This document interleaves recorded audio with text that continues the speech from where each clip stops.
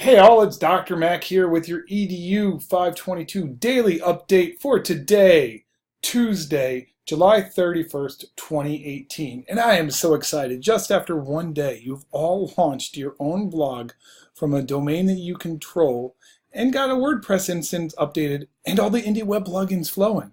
And in fact, some of you have started to even send web mentions to where you're starting to say, hey, what are these web mention things? When people do it, they're like, whoa, that is so cool. I just put a comment on my blog and it showed up on Dr. Mac's blog as a reply. And so that's what we're going to talk a little bit about today about web mentions. Basically, it's a web standard that would allow, so if Mariska mentions Javier's blog in a post, Javier will get a notice that Mariska sent him a web mention, and then he can accept that and it will show up on his post as a comment. And that's what some people have been doing with the daily challenges. So if you click over on our important updates, which will always link to the daily ponderances, you can see some of the comments that people have. So Katie's already left me a comment. So she said, oh, I did the Flickr one, so I can go and leave her back a reply. So I'm going to go to her website.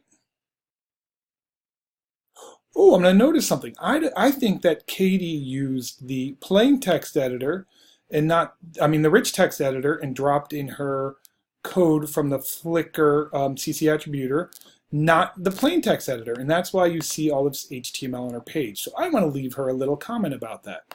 So I'm going to click on this post here and I'm going to copy this and I'm going to then leave her a comment. So I'm going to go to New, Post. I'm going to make it a reply post kind. And replies don't get titles. So I'm going to leave my title field blank. Oops, that's categories. I'm going to make it a reply. And that should pop up. Move the title down below, here below.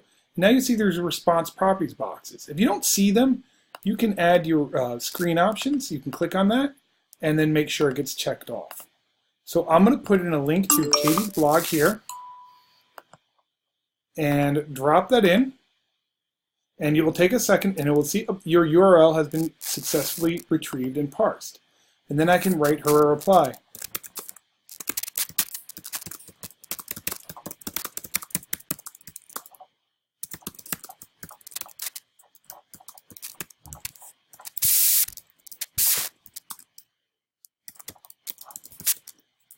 Boom.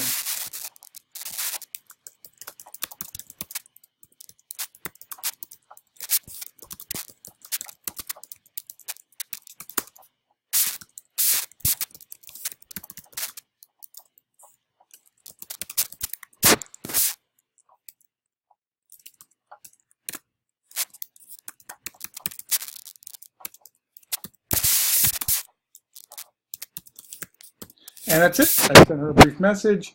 I'm not going to syndicate it to Twitter because it's a reply, and I'll talk about that later in best practices to syndicating to Twitter.